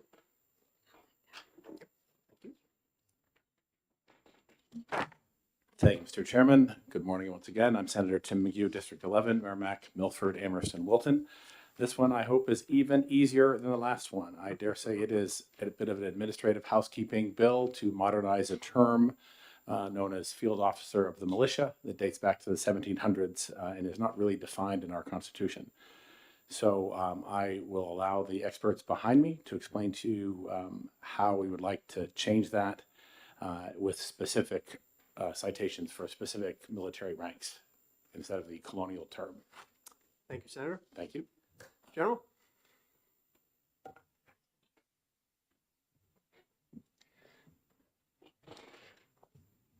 Good morning, sir. Committee members. For the record, Major General David Michaelitis, Adjutant General, New Hampshire National Guard, Department of Military Affairs and Veteran Services.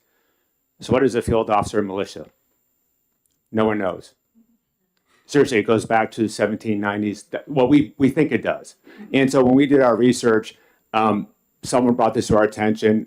A field officer of the militia is not what we currently call a field grade officer. So when we did a research into, we think what was the British Army colonial term, a regimental commander, field officer of the militia is, if you think about it, is probably John Stark. It's probably during the Civil War, Edward Cross. It's sort of a regimental commander, a colonel of higher responsibility. So there's, to our knowledge or understanding, there's no definition. So we erred on the side of caution and said a field officer of the militia is a lieutenant colonel and above. That's it. It just eliminates majors from this category because majors don't command. Majors are staff officers.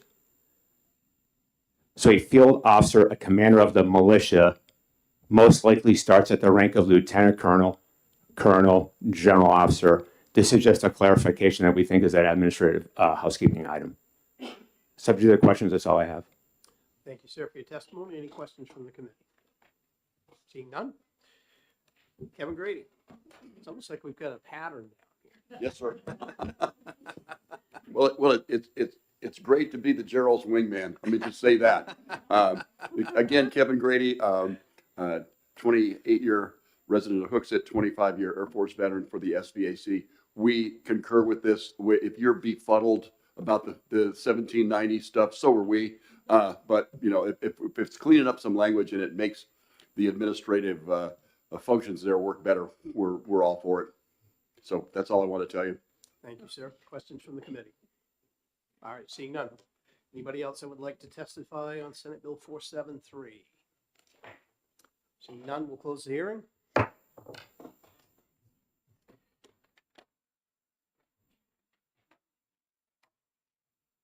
Senator Waters, you're on deck. Will be Senate Bill 492. We'll open the hearing on that, and I'll ask the prime sponsor, Senator Waters, to introduce. Welcome. Thank you, Mr. Chairman. Senator David Waters, District 4, here to introduce Senate Bill 492. Let me note that there is an amendment that replaces the first part of the bill, and I think you all have copies of that.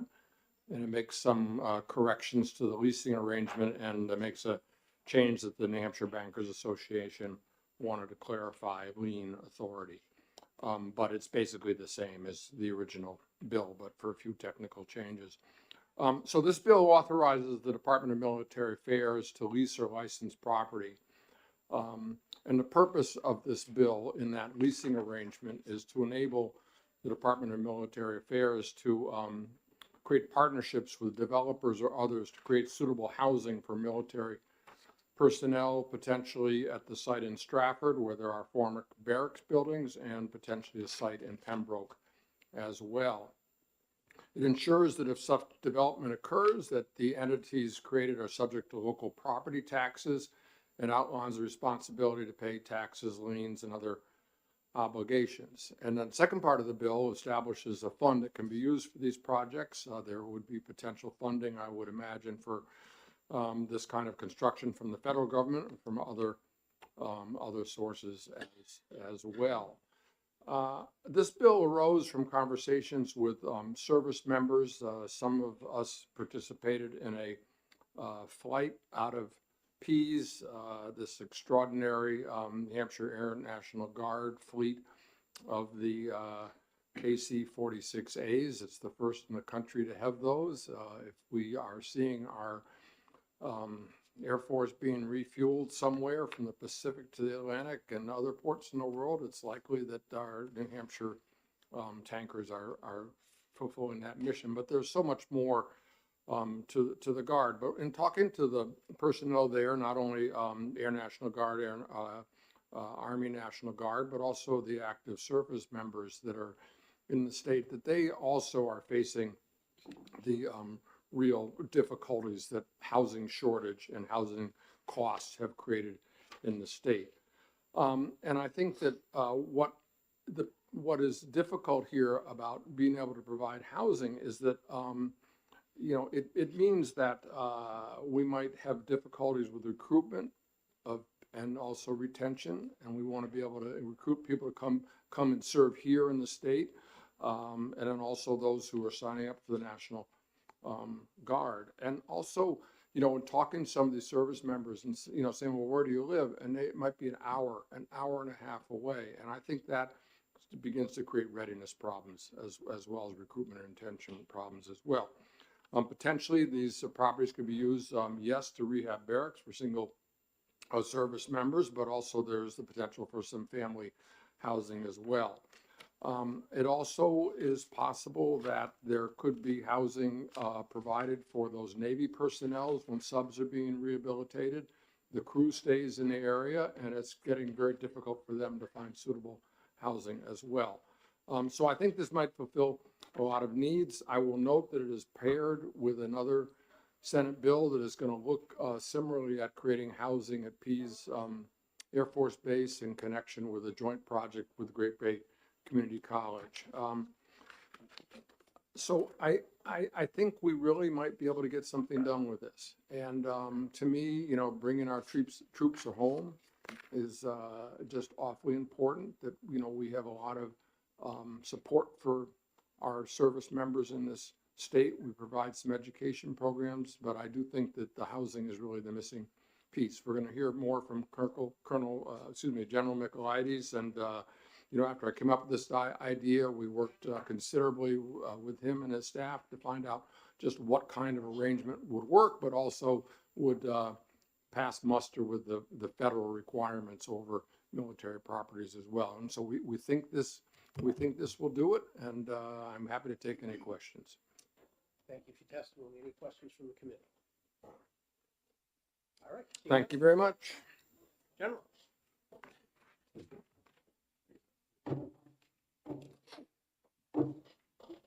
You're almost there. You're almost there. Good morning, committee members. For the record, Major General David Michaelides, Adjutant General, New Hampshire National Guard, Department of Military Affairs and Veteran Services. We support this bill. To be blunt, we commend the senator for behalf creative thinking. So let's put this in context. Pease Air National Guard Base is a National Guard base. It is not an active duty base. Active duty bases have on-post housing. The Portsmouth Naval Shipyard has on-post housing. With 150 airmen on active duty stationed at Pease that complements our air refueling wing, they have no place to live. So when those airmen come to New Hampshire on a permanent change of station for a 3 or 4 year cycle, they just live on the economy based upon their bachelor's housing a quarter. Like they get an allotment from the federal government that allows them to get housing. The problem is it's affordable housing, especially on the seacoast. So those junior airmen, those 20-year-old kids, now have to commute farther and farther away. So what we're trying to do is create a solution, and the bill does really two things.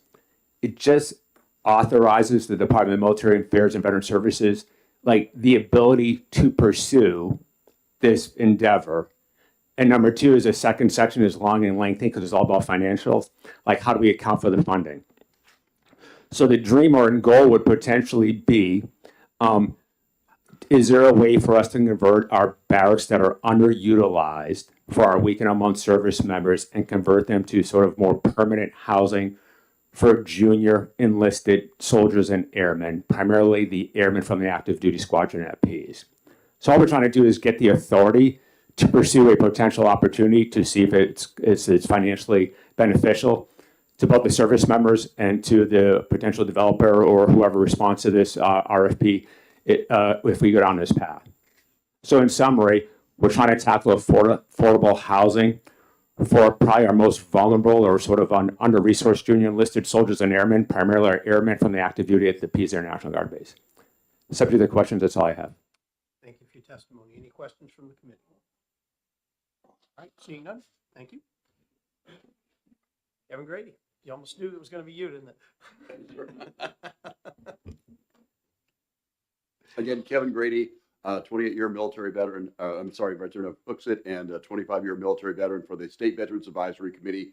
When we first saw this bill, we were scratching our heads. We said, this is kind of deep in the bowels of DMAVs in terms of what's going on here. When the general said, what we're trying to do is get affordable housing for our troops, maybe we can lease a few buildings or modify some stuff. We went, boy, that's a brilliant idea. When you have an hour and a half commute to work for some of our junior airmen that don't make a whole lot of money, how long is that commute on a snow day? It's a really long commute. Okay, so anything we can do to help that stuff out, we are all for it. So we do support this legislation. Obviously, smarter people than me will need to do the stubby pencil work to figure out how the finances and all the laws fit into it. But the concept is brilliant. We love it. Subject to your questions, that's all I wanted to tell you. Questions from the committee? All right, seeing none, thanks for your testimony. Back in a few minutes. Jim Michaud.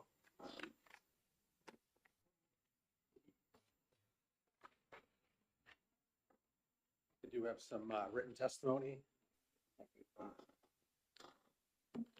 Thank you, committee members. Mr. Chair, for the record again, my name is Jim Michaud, Chief Assessor in the Town of Hudson.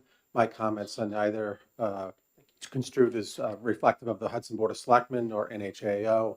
I'm simply here to testify as to the machinations of how these laws work when they get implemented locally. So my input on Senate Bill 492, I'm neither for nor against. right? I'm just speaking of context. And page 1, lines 3 through 30, and page 2, lines 1 through 14. The proposal in part looks to address how to statutorily address how the Department of Military Affairs and Veteran Services were to lease out some of their properties to non-property tax exempt entities. We already have a comprehensive RSA on this. It's RSA 7223. I've attached it. I've bolded the sections that would apply here. And this deals with how do municipalities address state-owned property when it's owned by non-state, for non-state uses, right, for taxable uses. And that is a statute that works. That is a statute that does have a couple of carve-outs for NHDOT, specific language. It does have some carve-outs for UNH. That statute might need some carve-outs for purposes of this bill, but I would urge you not to recreate what's already working. So, you know, to replicate in the RSA 110s what already exists in 7223 seems to be duplicative. So I would encourage the committee to take a look at that and consider that 7223 probably already gets you there. One of the areas of this bill that speaks about taxes says, well, if you don't pay the taxes on time, it's 18% interest. Well, the legislature changed the interest on property taxes to 8 and 14. 8 within 6 months of the due date of a bill, and then after that is 14%. So that's just one area of many areas in this bill that kind of don't work when you look at how other exempt owned property that's used by non-exempt users gets treated for tax purposes. Other than that, I'm here for any questions you have. Thank you, Jim. Senator McGee. Thank you, Mr. Chairman. Thank you, Mr. Michaud, for taking my questions. And good to see you again the second time today. If I heard you correctly, you mentioned at the top of your testimony that you're not here for the town of Hudson or the office of the assessor. And those two entities, the town and your office of assessment, don't have a position on this? So the Hudson Board of Selectmen may not even be aware of this bill. They've not voted to take a position on this bill. So that's why I clarify my comments by saying I'm not representing the Board of Selectmen in their opposition or their in favor of this bill. I am simply here as someone that's been around for 30 plus years in this industry. And yes, I work for the town of Hudson, and I don't know that this would impact the town of Hudson per se, but there's nobody else in here giving you that content. So that's what I'm here for. Well, so are you here in your capacity as the assessor? Because if your testimony has an official seal on it. It says Town of Hudson. Your signature says Chief Assessor. It seems like this is testimony from the Town of Hudson. I am here as the Chief you're- Assessor you're for here the in town that of Hudson. capacity. Yes. Okay. Thank you. Further questions from the committee? So I just want to summarize and make sure I understood. You feel that the current RSAs we have covers the property that the general is trying to work with? I do, but I don't presuppose some specificity that Office of Veterans Affairs might want to have a carve out in 7223 to address something specific to what they're trying to accomplish. So I don't want to prejudge what they're really trying to accomplish beyond that. Okay, thank you. Senator Reardon. Thank you, Mr. Chair. It is possible that entities that are tax exempt can house people who work with them in housing on their property without paying property taxes. Can you think of examples of that? I don't have an answer to that question. A church, a school, UNH? So they're renting it out to, so a church is renting, not a pastor, and they're renting out their property to employees of the church. Mm-hmm. I don't know that that's tax exempt. Any further questions? What if it's part of their compensation?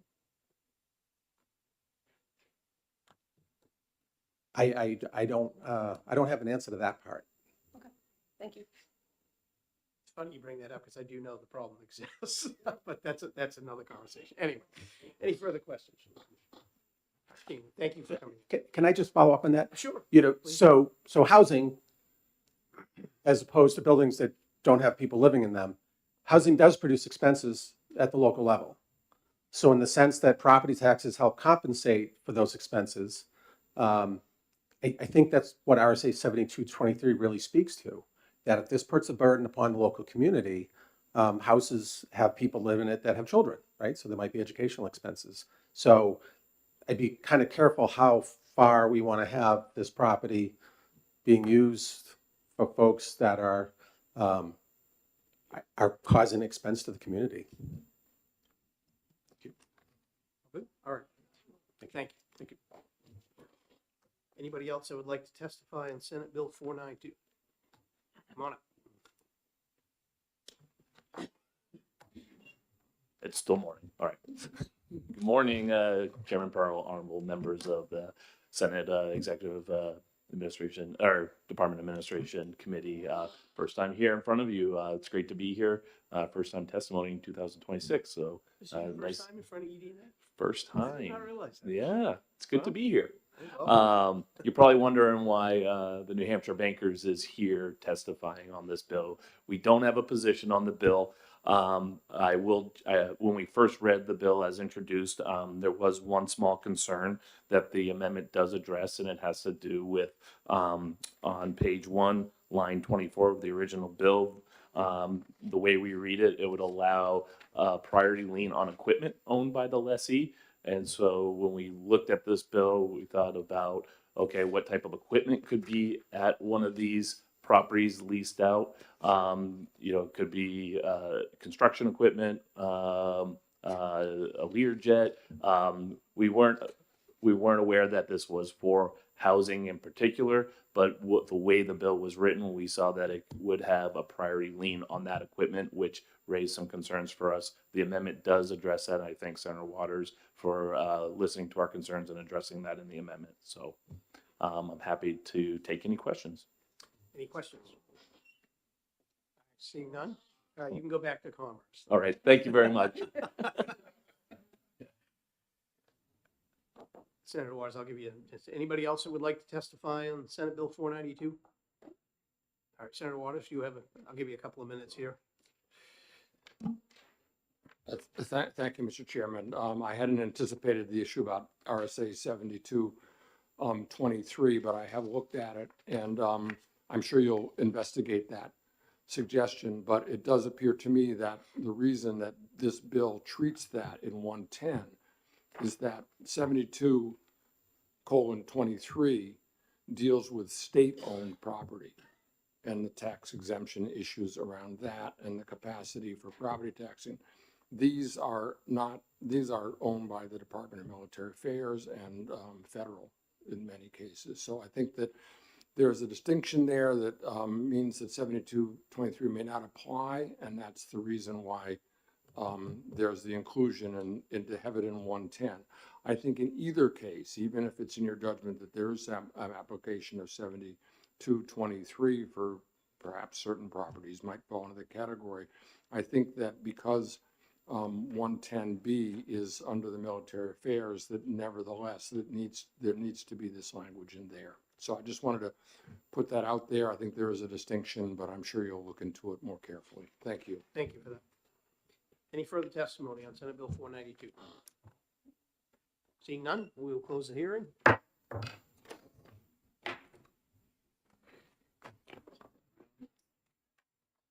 last one's mine, so.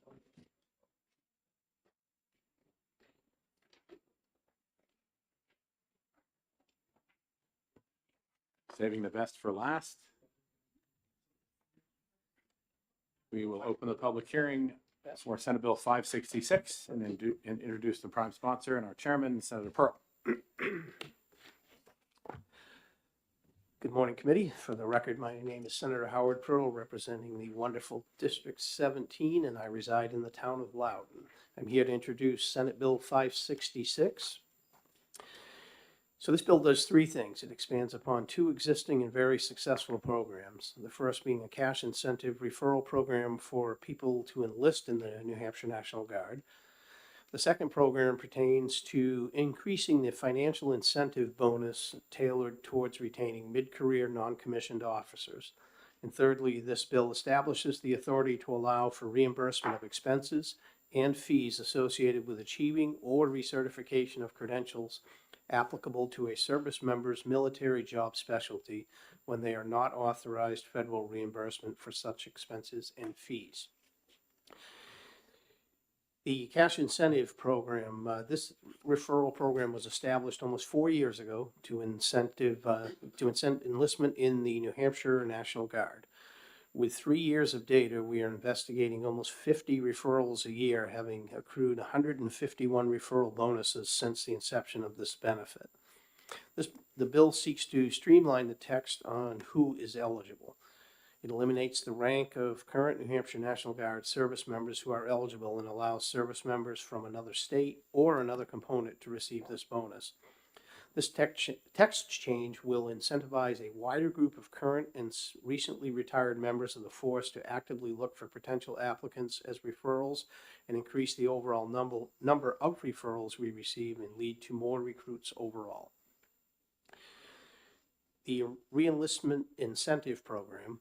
This program allows the New Hampshire National Guard to offer a state reenlistment bonus to service members who are not eligible for a federal reenlistment bonus to increase retention within the New Hampshire National Guard. This reenlistment incentive program was established just over 2 years ago, and since its inception, we have paid out bonuses to 56 service members. A typical bonus was $4,000 for 2 years of additional service. The change in this bill will authorize an increase in the cash bonus from $4,000 to $8,000. And thirdly, the reimbursement of expenses and fees. This bill establishes authority to allow for the reimbursement of expenses and fees up to $4,000 associated with achieving or recertification of credentials applicable to a service member's military job specialty. This reimbursement applies only if the service member does not qualify for federal credentialing pay, or if the credential pay does not qualify for federal credentialing pay, or if the federal credentialing pay does not cover the cost of the credential. It's a lot of credentials in one sentence. The service member qualifies for state credentialing reimbursement. Examples of eligibility pursuant to a service member's military job specialty include, but are not limited to, IT personnel. So I think overall this is a good change, and I know the general is here and he'll talk some more about this, but this is an important program to the National Guard, and I look forward to the committee considering these changes. Thank you. Thank you, Senator Purgle, for your testimony. Questions from the committee? Thank you very much. Next up, General Michaelides. Welcome back.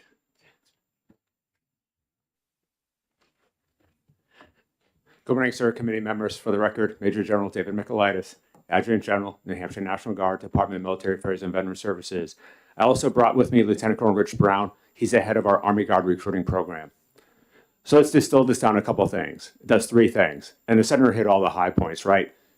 It helps us with 2 really good things that we're currently doing and adds something new. The first thing, think of it like this: how do you get kids in? We're a word of mouth business, right? It's just a simple referral program. $1,000, refer someone to join the Guard. Boom. The senator gave all you the numbers. I think since its inception, we've had 151 service members join that were referred to us. So if you equate it, 20% of our annual recruits come from this program. It's just word of mouth business. And what we did is we put self-constraints on the program when we started this 4 years ago. So for example, if you're a service member in the Massachusetts Army National Guard, you don't get a referral bonus if you refer someone to join us. So the eliminations that we removed allow other service members to recommend people to New Hampshire so they can serve with us. That's what the first thing is, getting kids in the door. Second thing is, how do you keep them in? I'll be completely blunt. The federal budgets are significantly tight for us. So every year, the federal government, the active duty Army and Air Force, and it distills down to the National Guard, changes the funding for enlistment or re-enlistment, where they throw the money at. Oh, we didn't meet the Department of Defense didn't meet its enlistment goals last year. Let's throw money at that. Well, then what about re-enlistment? Keeping that kid in after his or her first term of service. So the second piece is re-enlistment. How do you keep someone in? So if the feds don't come up with the money, because usually a soldier or service member will tell you they serve for 3 things, right? The sense of purpose, sense of serving their country, and the financial sort of actually the free tuition that the state of New Hampshire allows our service members to go to UNH and the University System of New Hampshire. Education. So those are the big three things. So what we're trying to do is, in the absence of federal retention dollars, there's a state retention bonus. It has been gangbusters incredible. We just want to up it from $4,000 to $8,000. So those are the two existing programs that are really good, which we're trying to just clarify and expand upon. The third thing has to do with credentialing. Think of it like this. We do about 10 search and rescue missions every year in the state of New Hampshire. Every flight medic has to be a certified paramedic EMT. Right now, they're funded by the federal government to get that certification credentialing. If that federal funding goes away, that kid has to pay out of pocket. This allows that service member to then be able to take the training, be certified for us, and we would just reimburse them if the federal funding goes away. The second biggest category would just be general IT, your internet technology. We have a lot of IT folks, a lot of IT equipment. Those sort of cyber credentialing qualification certifications, again, it's federally reimbursed. In the event it is not, this opens us our ability to have a credentialing program that's if it's in line with the person's job. We would use state funds in the absence of federal dollars to just say, hey, don't pay out of pocket, sergeant or private or junior soldier or airman. We will help you with it because we need you to have that certification for your job with us. Subject to the questions, that's all I have. I'm going to put on my fiscal committee hat, my finance committee hat here for just a minute. So just reading through the fiscal vote quickly, there's no expected expenditures or additional expenditures, new expenditures until 27. Is that what we're looking at? Yes, sir. So we plan to live within our means. So generally speaking, this enlistment retention account is about $115,000 per state biennium. At the next sort of operating budget, the next sort of budget cycle, we will probably request an increase within that line of account within our portfolio to probably increase it to about $200,000. The key point is you don't need any additional money right now to do this. Correct. Okay. We will live within our means. Yep. Other questions from the committee? All right, seeing none, thank you for your testimony. Did you have anything you wanted to add? No. Nope, okay. Thank you.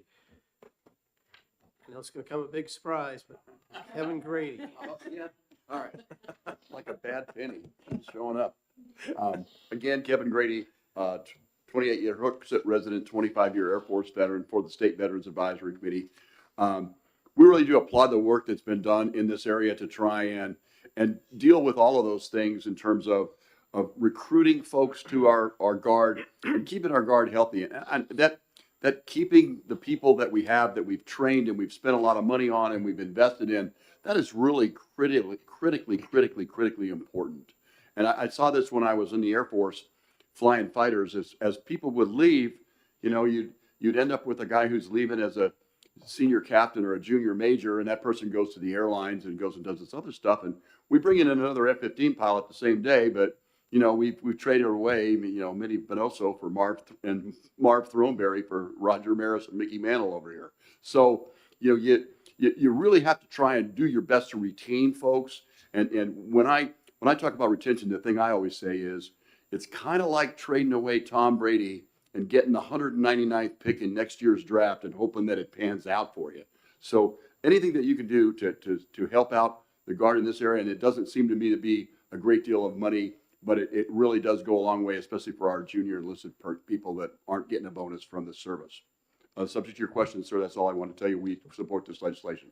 Thank you, sir, for your testimony. Questions from the committee? All right, seeing none. Anybody else that would like to testify on Senate Bill 566? Seeing none, we will close the hearing. We have a couple of these at least that we can accept, I think. 11 o'clock. Can I have 2 minutes?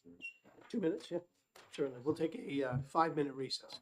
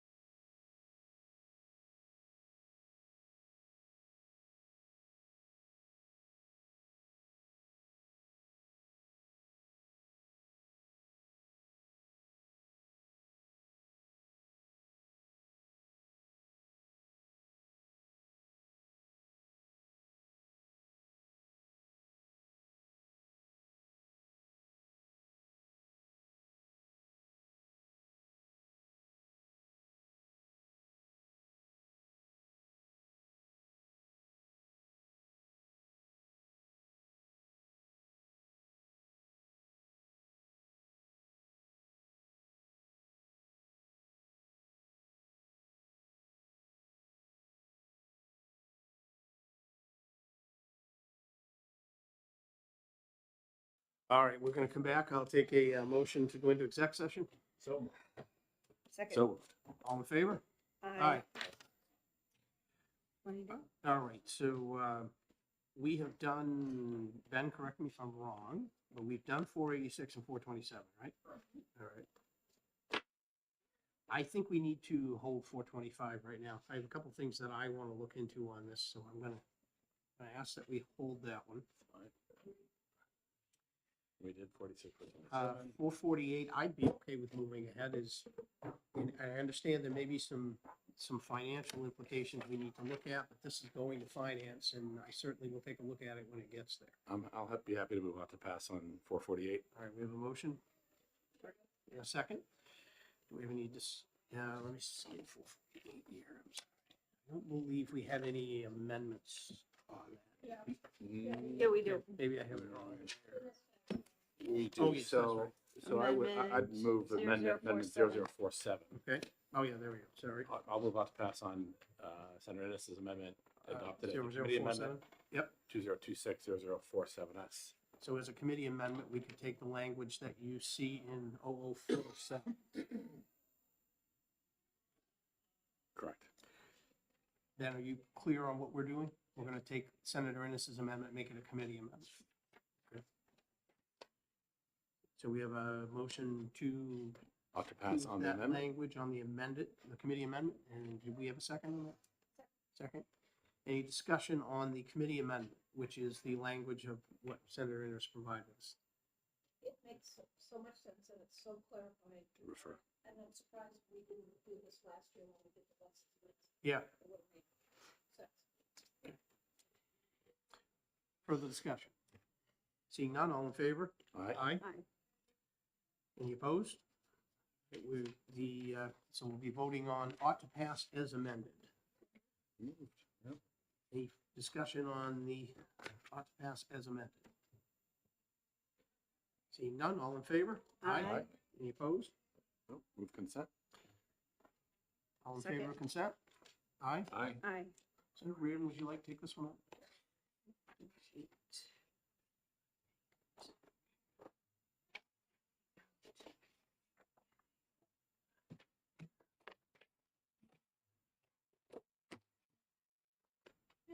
Four 7-2 is next. I'm gonna walk the pass on that. Ben, you all set for us to move ahead? Okay. We did not have any amendments needed on this one, correct? Yep. Let's see, all right, we have a motion, what to pass, we have a second? Second. Moved and seconded, discussion. Being none, all in favor? Aye. Aye. Any opposed? Second. All in favor? Aye. This is your bill. I'll take it out. Yeah, Senator McGee will take this one out. Okay.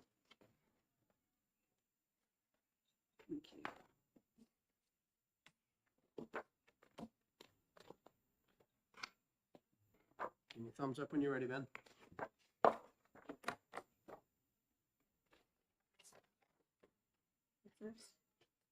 473. I'll move on to pass on 473.